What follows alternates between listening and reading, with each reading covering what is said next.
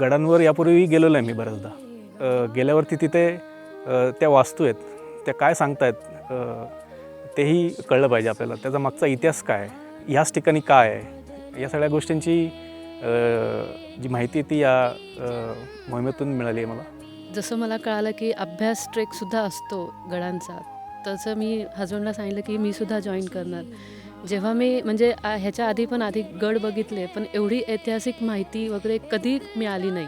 मी माझ्या मुलीला पण सोबत आणलं, मुलगी आणि बायकोला.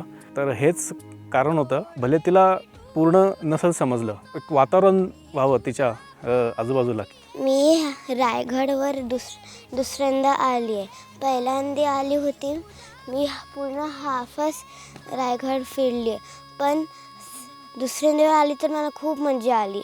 आपल्या महाराजांचा इतिहास हा आपण फक्त आपल्याला एवढाच माहिती आहे, त्याच्यातला भरपूर सारा इतिहास जेव्हा आपण अभ्यासात मी ऐकला त्यावेळेस असं वाटलं की म्हणजे महाराजांनी त्यावेळेस केलेल्या त्या विचारांचा सुखसुविधा आपल्याला आत्तासुद्धा मिळत आहेत.